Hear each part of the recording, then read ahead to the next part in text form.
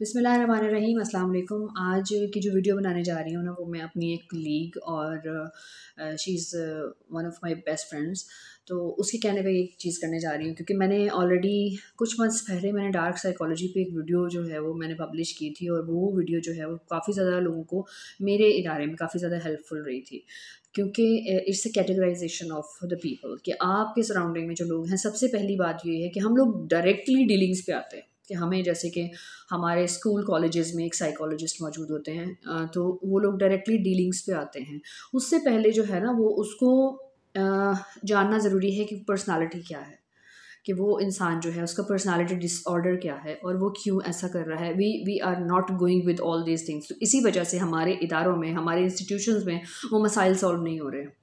और जब वो मसाइल सॉल्व नहीं हो रहे हैं तो एक स्टूडेंट ऐसा है कि जो उसका बिहेवियर जो है वो चेंज नहीं कर पा रहे, तो क्या आपने स्ट्रैटेजीज़ डिज़ाइन की हैं कि आपने मल्टीपल जो टीचर्स उसको पढ़ा रहे हैं, स्कूल में जो लोग उसको डील कर रहे हैं या पेरेंट्स उसको डील कर रहे हैं, तो क्या आपने स्ट्रैटेजीज़ डिज़ाइन की हैं कि उनकी स्ट्रैटेजीज़ क्या होनी चाहिए, किस तरीके से जो है वो उन लोगों को जो है वो हमें डील करना है।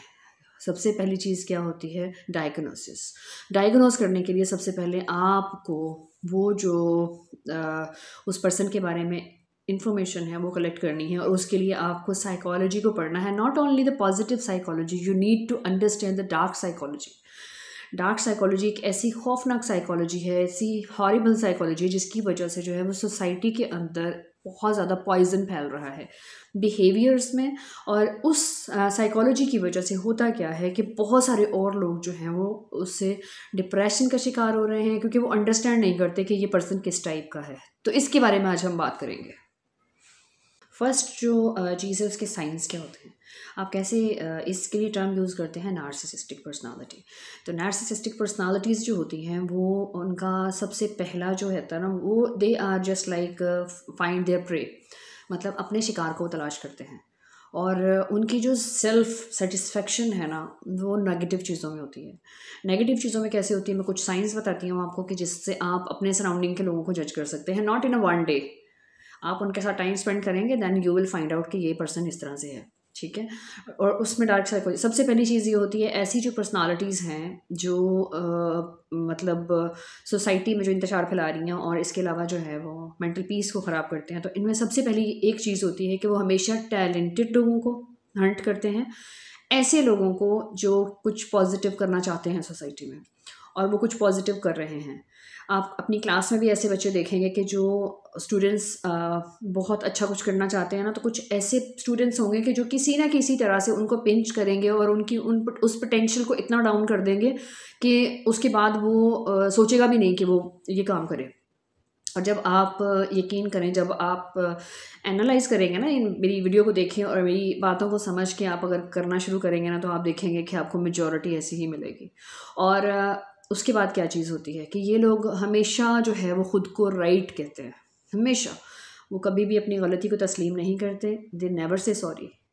उनके नज़दीक सॉरी का लफ्ज़ नहीं है, दे आर ऑलवेज़ राइट। और अगर उनको खुद पता होता है कि वो गलत हैं, लेकिन क्या करते हैं वो कि उस गलती को छुपाने के लिए दे विल ब्लेम यू, वो आपको ब्लेम करेंगे, और आप अपने आप को सोचने में मजबूर हो जाएंगे कि क्या वाकई आपने ये गलत काम किया है।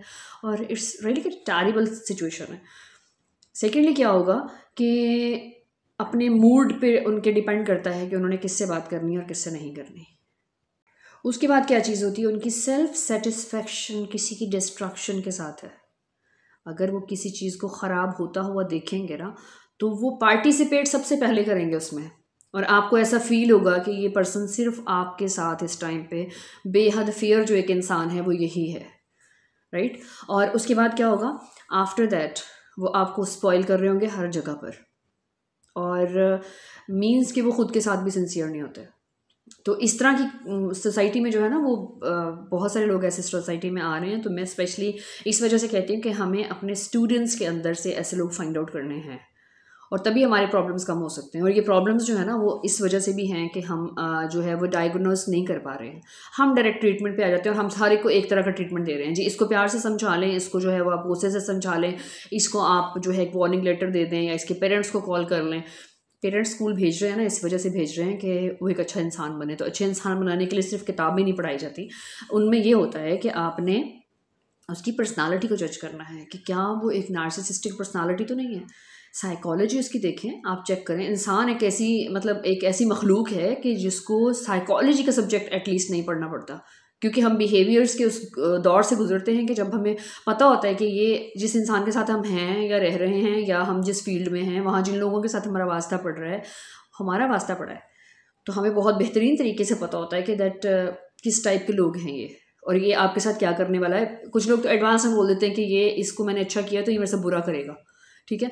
तो पता होता है हमें बहुत सारी चीज़ों का। तो जो ह्यूमन साइकोलॉजी है उसकी बड़े एस्पेक्ट्स हैं। तो ये जो डार्क एस्पेक्ट है ना, तो ये बहुत ही ख़तरनाक एस्पेक्ट है जिसकी वजह से जो सोसाइटी है वो बहुत ज़्यादा तबाह हो रही है। तो जहाँ पर भी आप काम कर रहे हो, जहाँ भी आप रह रहे हो, आप देखें कि आपकी सराउंडिंग में कुछ ऐसे लोग हैं, क्योंकि ये बहुत बड़े एक्टर्स होते हैं और इनको रिकॉग्नाइज करना थोड़ा सा मुश्किल लगेगा आपको। अच्छा, फिर सेकंड उसके बाद क्या चीज़ आती है? जजमेंटल।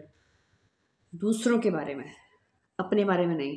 अपना एहतसाब वो कभी नहीं करते, इस वजह से कि कभी वो गलत होते ही नहीं, और दे नेवर थिंक कि उन्होंने कभी गलती की है ज़िंदगी में, क्योंकि हर गलती के ऊपर पर्दा डालना बहुत अच्छे तरीके से आता है, और जबकि वो हमेशा गलत होते हैं। आपको एहसास होगा कि आप गलत हैं, शायद आपने यहाँ पे जो है ना मिस्टेक आपकी थी, उसकी तो थी ही नहीं। और उसके बाद क्या होता है, हमेशा उनको लगता है कि लोग हम पर तरस खाएं, कि वो एक मज़लूम इंसान है, उसके साथ दुनिया में बहुत जुल्म हो गया है, ज़िंदगी में जो है वो बहुत बुरा हुआ है, और वो बुरा जो है ना वो उसी की आड़ में जो है वो दूसरों से सिंपैथी लेंगे, और वो सिंपैथी जो इंसान उसे सिंपैथी देगा ना वो तो मर गया, बिकॉज वही उनके ट्रैप में आता है। जो इंसान काइंड हार्टेड है, जो अंडरस्टैंड नहीं करता, इस डिज़ीज़ में कह सकती हूँ, ये मैं एक डिज़ीज़ की बात कर रही हूँ, कि जो उस ट्रैप में जो आ जाता है ना, तो डेफिनेटली उसके बाद क्या होता है कि वो इंसान जो है ना फिर वो एक बहुत बुरे फेज़ के अंदर एंटर होना शुरू हो जाता है। और अगर वो अपने आप को वहाँ से नहीं निकालता ना, मतलब आप ट्रीट करें ऐसे लोगों को, लेकिन इन लोगों का ट्रीटमेंट नहीं है कहीं भी। पूरी वर्ल्ड में आप चेक कर लें, ये जो डार्क साइकोलॉजी यूज़ करते हैं ना दूसरों के ऊपर, उनका ट्रीटमेंट नहीं हो सकता। और जिनके अंदर ये क्वालिटीज़ पाई जाती है ना, माशाल्लाह से ये क्वालिटीज़ ही हैं, नेगेटिव क्वालिटीज़ कह सकते हैं आप, negative aspects of the life and the negative aspects of the psychology. एक पॉजिटिव होती है, एक नेगेटिव होती है। तो जो नेगेटिव होती है वो इस तरह से चलती है, वो तमाम चीज़ें जो है ना और फिर उनको बहुत आगे ले जाती हैं। और आगे नॉर्मली इस तरह के जो लोग होते हैं वो किसी भी इंसान के साथ ना तो रह सकते हैं, ना ही किसी इंसान के साथ फेयर हो सकते हैं। और ये जो चीज़ है इसको हमें रिकॉग्नाइज़ करना है पहले, कि एक चीज़ जो करेक्ट नहीं हो रही ना आपसे, किसी स्कूल इंस्टीट्यूशन में भी करेक्ट नहीं हो रही, तो वो क्यों नहीं हो रही है? That is just because of the dark psychology. आपको डार्क साइकोलॉजी को रीड करना बहुत ज़्यादा ज़रूरी है, ताकि हम लोग जो है ना वो सोसाइटी के बहुत से लोगों को बचा। शायद ये तमाम चीज़ें पहले नहीं थी जब दुनिया बनी थी। तो आप देखें दुनिया में स्टार्टिंग के लोगों के बारे में अगर हम बात करें ना, तो दुनिया में बहुत मासूम लोग हुआ करते थे। और अगर आज आप बात करते हैं कि आज के बच्चे बहुत तेज़ हैं, तो इसके पीछे कभी किसी ने रीज़न फाइंड आउट करने की कोशिश की है? जी, क़यामत का दौर आ रहा है तो इस वजह से लोगों को क़यामत का मतलब ही नहीं पता। वो उन सियारों पे, उन प्लैनेट्स में ज़िंदगियाँ ढूँढ रहे हैं जिन पे क़यामतें आ चुकी हैं। वो वहाँ पर जाके प्लान कर रहे हैं कि वी विल लिव हेयर, वहाँ पे ऑक्सीजन हम क्रिएट कर लेंगे, हम लोग सिलेंडर्स यूज़ कर लेंगे, या हम लोग वहाँ पे हवा मौजूद है। कुछ भी मौजूद नहीं है। जिसको खुदा ने तबाह कर दिया है ना, जिस प्लानट की ज़िंदगी ख़त्म हो गई है, वो ख़त्म हो गई है, वो दोबारा से नहीं हो सकता।